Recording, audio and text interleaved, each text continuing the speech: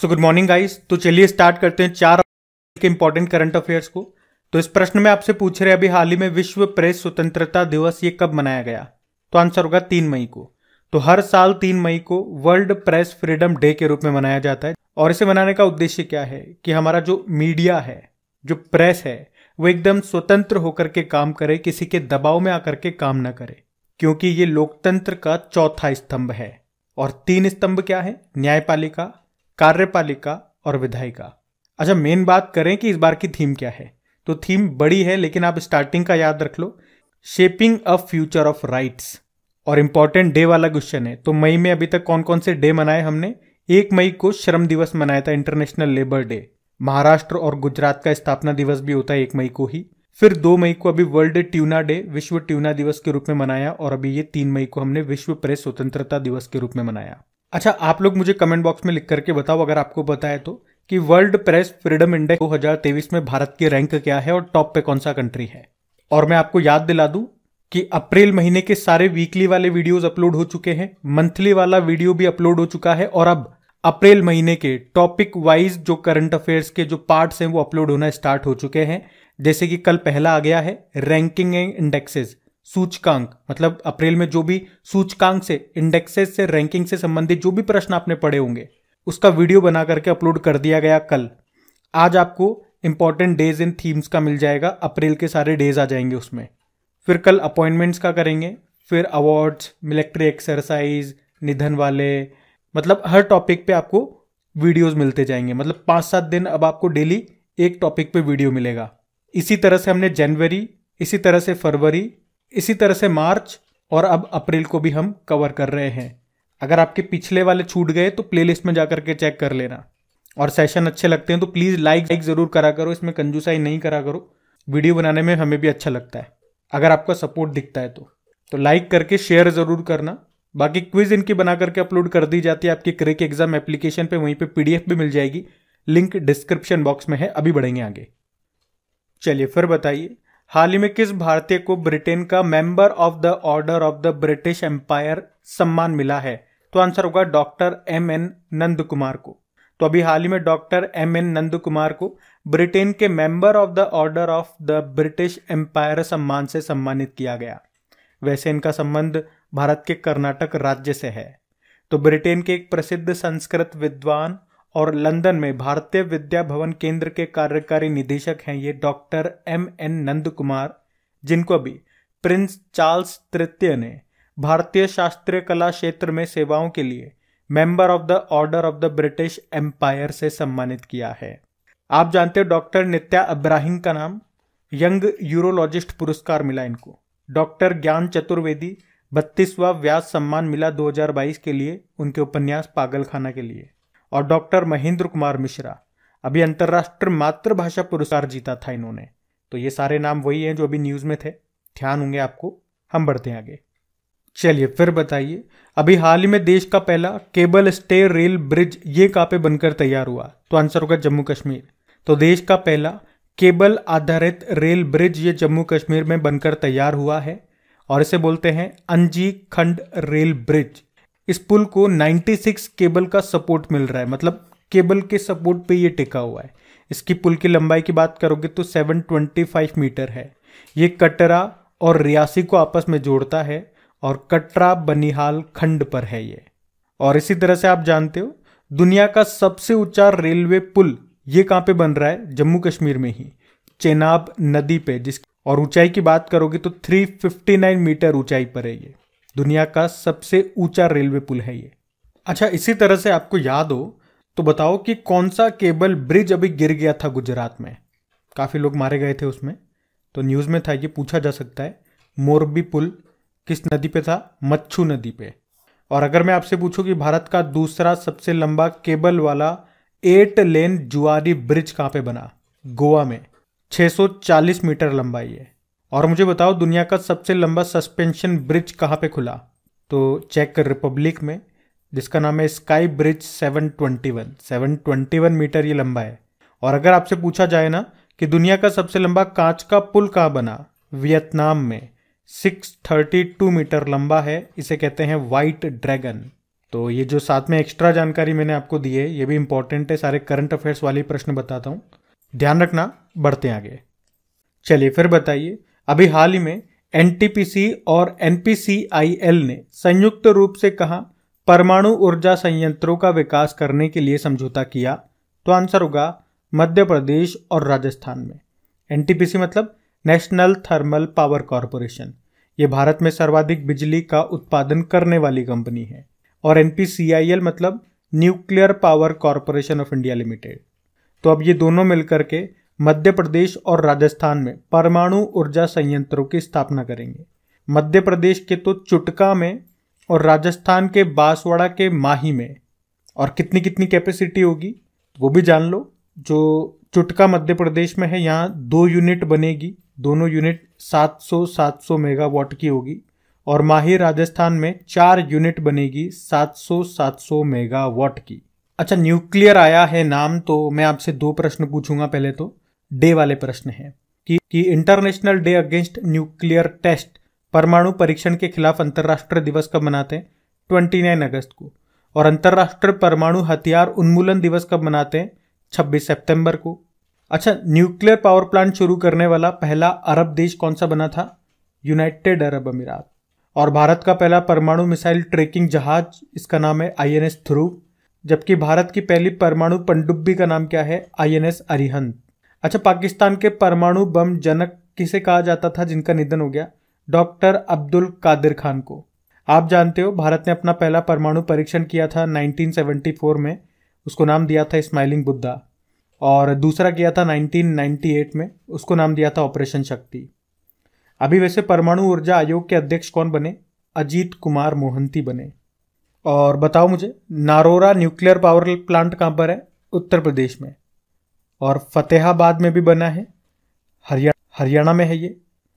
Kakrapar nuclear power plant आपको मिलेगा गुजरात में। महाराष्ट्र में तारापुर न्यूक्लियर पावर प्लांट है। कर्नाटक में है Kaiga nuclear power plant. Tamil Nadu में 2 है, कलपक्कम है और कुडनकुलम न्यूक्लियर पावर प्लांट है। एक राजस्थान में भी है, राउतभाटा न्यूक्लियर पावर प्लांट। तो ये प्रश्न ध्यान रखना, अच्छा प्रश्न है। बढ़ते आगे। चलिए फिर बताइए, हाल ही में कलकत्ता हाईकोर्ट के चीफ जस्टिस के रूप में किसे नियुक्त किया गया? तो आंसर होगा टीएस शिवगणनम को। तो अभी जस्टिस टीएस शिवगणनम ये कोलकाता हाईकोर्ट के नए चीफ जस्टिस बन गए हैं। कोलकाता हाईकोर्ट ये भारत का सबसे पुराना हाईकोर्ट है। वैसे सबसे नवीनतम हाईकोर्ट कौन सा है? आंध्र प्रदेश का जो अमरावती हाईकोर्ट है, 25वें नंबर का है। अच्छा, मुझे ये बताओ, सुप्रीम कोर्ट ये किस आर्टिकल के तहत रिट जारी करता है? आर्टिकल 32। और हाईकोर्ट ये आर्टिकल 226 के तहत। ध्यान रखना, ये भी अच्छा प्रश्न है, कई बार मैं आपको पहले ही बता चुका हूँ। वैसे एग्जाम में पूछे जाते हैं इस तरह के प्रश्न। अभी आप जानते हो गुजरात हाईकोर्ट के नए चीफ जस्टिस बने सोनिया गिरिधर गोकानी। गुवाहाटी हाईकोर्ट के चीफ जस्टिस बने संदीप मेहता। और त्रिपुरा हाईकोर्ट के बने अभी जसवंत सिंह नाम है। अच्छा, आप जानते हो उत्तराखंड हाईकोर्ट ये कहाँ से कहाँ शिफ्ट हो गया? नैनीताल से हल्द्वानी। अभी क्षेत्रीय भाषा में निर्णय प्रकाशित करने वाला पहला हाईकोर्ट कौन सा बताओ?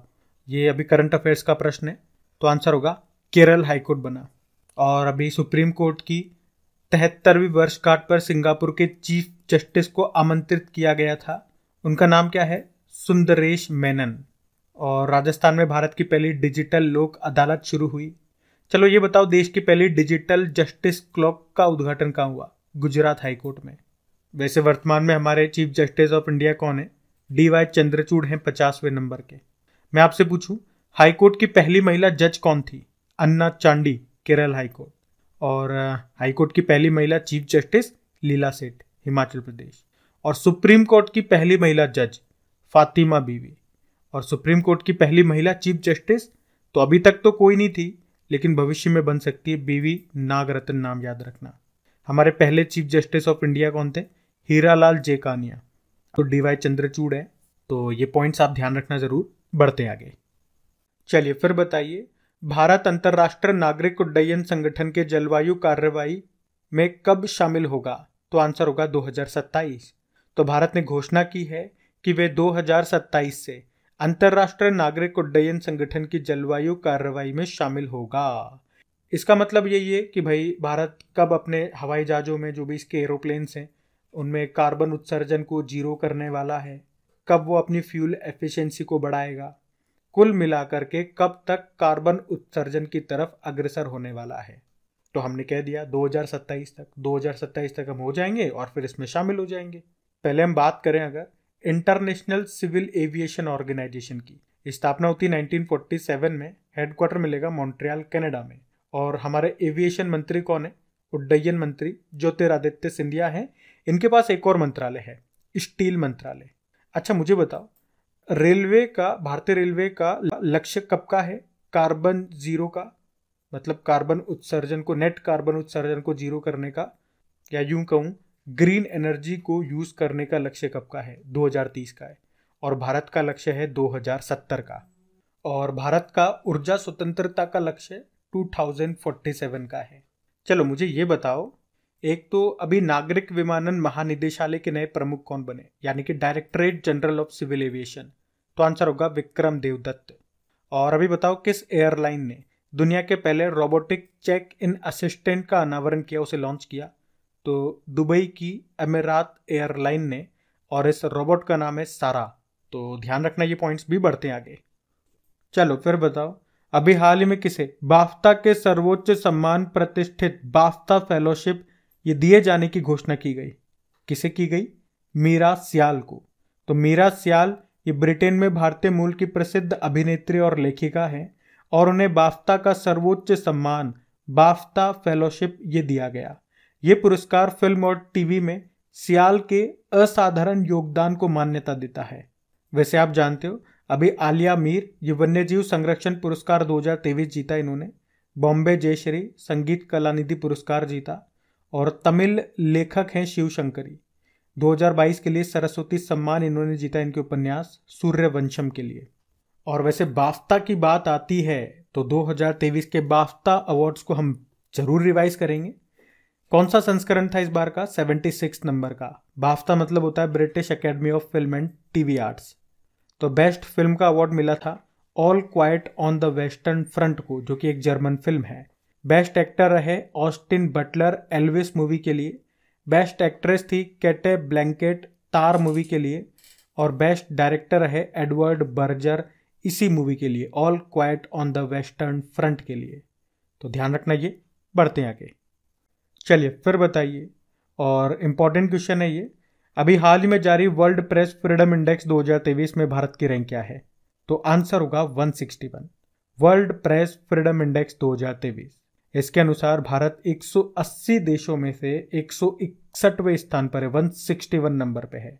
पिछले साल अच्छी रैंकिंग थी भारत की, पिछले साल 150 पे था भारत, इस बार गिर गई है और 161 पे आ गया भारत।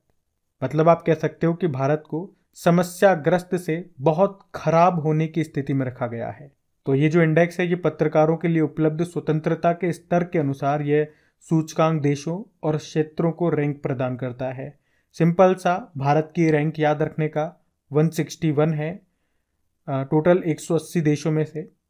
टॉप पे कौन है? टॉप पे लगातार 7वें साल नॉर्वे टॉप पर है, सेकंड पे आयरलैंड है, थर्ड पे डेनमार्क है, और सबसे लास्ट में 180 नंबर पे नॉर्थ कोरिया है। अच्छा, जारी कौन करता है इसको? Reporters without border. इस बार ये इस इंडेक्स का 21वां संस्करण है। बात करें पहली बार इसको कब जारी किया गया था? 2002 में। आपको बताया अभी वर्ल्ड हैप्पीनेस इंडेक्स आया था 2023 में, उसमें भारत 126 नंबर पे था, टॉप पे फिनलैंड था। और अभी वैश्विक आतंकवाद सूचकांक में टॉप पे अफगानिस्तान था और भारत 13वां सबसे प्रभावित देश रहा। और अभी इंडिया जस्टिस रिपोर्ट 2022 में कर्नाटक टॉप पे था। अभी हुरुन ग्लोबल यूनिकॉर्न इंडेक्स 2023 आया, उसमें भारत तीसरे स्थान पे था, पहले पे अमेरिका, दूसरे पे चाइना। और बताओ देश में डिजिटल तरीके से लेन देन करने वाले शहरों की सूची में कौन टॉप पे रहा? बंगलुरु। और भारत ने सबसे ज़्यादा एक्सपोर्ट ये किस देश को किया? अमेरिका को, उसके बाद यूनाइटेड अरब अमीरात। और अभी दुनिया के सबसे धनी शहरों की सूची आई, उसमें टॉप पे न्यूयॉर्क है। और सिपिर की रिपोर्ट आई, उसने बताया कि 2022 में सबसे ज़्यादा सैन्य खर्च ये कहाँ पे हुआ या किसने किया? अमेरिका ने। इसमें भारत चौथे स्थान पर है। तो ये कुछ इंपॉर्टेंट इंडेक्सेस हैं, इनको ध्यान रखना। और मैंने आपको बताया कि अप्रैल के जितने भी इस तरह से इंडेक्सेस या रैंकिंग वाले प्रश्न हैं उनका एक सेपरेट वीडियो बना करके मैंने अपलोड कर दिया है, तो आप उसको जा करके देख लेना अगर अभी तक आपने नहीं देखा तो। प्लेलिस्ट में जाना, वहां पे आपको मिल जाएगा। चलिए फिर बताइए, अभी भारत की पहली अंडर वाटर सी टनल ये किस राज्य में बनाई जा रही है? तो आंसर होगा महाराष्ट्र। तो महाराष्ट्र के मुंबई में भारत की पहली अंडर वाटर सी टनल ये बनाई जा रही है, जो कि 10.57 किलोमीटर लंबी है। और ये सुरंग मुंबई के मरीन ड्राइव को बांद्रा वर्ली सी लिंक रोड से जोड़ती है। अच्छा, अगर मैं आपसे पूछूं विश्व का पहला शिप टनल ये कहां पे बनेगा? नॉर्वे में 1.7 किलोमीटर लंबा होगा। और जम्मू कश्मीर के चेनानी नाशेरी सुरंग का नाम डॉक्टर श्यामा प्रसाद मुखर्जी के नाम पे कर दिया गया, जिसकी लंबाई है 9.2 किलोमीटर। जबकि हिमाचल प्रदेश में जो रोहतांग सुरंग है उसका नाम अटल टनल कर दिया गया, जिसकी लंबाई है 9.02 किलोमीटर। और भारत की सबसे लंबी एस्केप टनल ये भी जम्मू कश्मीर में बन रही है, तो ध्यान रखना ये भी। बढ़ते आगे। चलिए फिर बताइए, हाल ही में नीति आयोग ने वित्त वर्ष 2023-24 के लिए भारतीय अर्थव्यवस्था की विकास दर कितना रहने का अनुमान लगाया? 6.5%। तो अभी नीति आयोग ने वित्त वर्ष 2023-24 के लिए भारत की जीडीपी ग्रोथ रेट 6.5% का रहने का अनुमान लगाया है। तो इसके अनुसार पूरे विश्व में ग्रोथ रेट, विकास दर ये भारत की ही होगी। देखो, नीति आयोग की बात करें, यह योजना आयोग के जगह पे लाया गया था 2015 में। तो स्थापना होती है 1 जनवरी 2015 को। फुल फॉर्म होती है national institute for transforming India. अध्यक्ष तो प्रधानमंत्री होते हैं, जो कि वर्तमान में नरेंद्र मोदी हैं। अभी उपाध्यक्ष भी नए बन गए, डॉक्टर सुमन केबेरी, और सीईओ भी नए बन गए, BVR सुब्रमण्यम। अब हम कल के करंट अफेयर्स का क्विक रिवीजन करेंगे। तो पहला प्रश्न आपसे पूछा था, महात्मा गांधी जी के पोते का निधन हो गया, नाम बताओ। अरुण गांधी। अगला प्रश्न है, परमाणु ऊर्जा आयोग के अध्यक्ष कौन बन गए? AK मोहंती। फिर अगला प्रश्न है, विश्व ट्यूना दिवस कब मनाया? 2 मई को। अगला प्रश्न है, अभी आसियान भारत समुद्र अभ्यास का आयोजन ये कहाँ हुआ? सिंगापुर में। फिर अगला प्रश्न है, किस देश के राष्ट्रपति ने अपने संविधान को फिर से लिखने के लिए जनमत संग्रह जीता? तो आंसर होगा उज्बेकिस्तान। अगला प्रश्न है, पराग्वे के नए राष्ट्रपति कौन बने? सेंटियागो पेना। और अगला प्रश्न है, विश्व शतरंज चैंपियन कौन बन गए? डिंग लिरेन, चाइना के हैं। अगला प्रश्न है, RBI के अनुसार लगातार तीसरे साल बाजार उधारी में शीर्ष पे कौन सा राज्य रहा? लगातार तीसरे साल टॉप पे रहा है तमिलनाडु। फिर अगला प्रश्न है, किस राज्य के स्वच्छ विरासत अभियान को हुडको पुरस्कार 2022-23 मिला? उत्तर प्रदेश। और अगला प्रश्न है कि केपलर के आंकड़ों के अनुसार यूरोप का टॉप रिफाइनरी आपूर्तिकर्ता देश कौन सा बन गया? तो आंसर होगा भारत। और एक बार फिर से याद दिला रहा हूं, सेशन अभी तक आपने लाइक नहीं किया तो प्लीज लाइक जरूर करना, और भूल गए हो अगर इसे शेयर करना अपने दोस्तों के साथ में अपने स्टडी ग्रुप में, तो एक बार शेयर जरूर कर देना और हर जगह स्टेटस पे लगा देना इसे। अब होमवर्क प्रश्न देखते हैं और सेशन एंड करते हैं। तो कल आपसे पूछा था कि वीरता पुरस्कार पाने वाली पहली महिला IAF इंडियन एयरफोर्स अधिकारी कौन बन गई? तो आंसर होगा दीपिका मिश्रा। आप सभी ने प्रश्न का बिल्कुल सही उत्तर दिया है। अब ये रहा आज का आपका होमवर्क प्रश्न।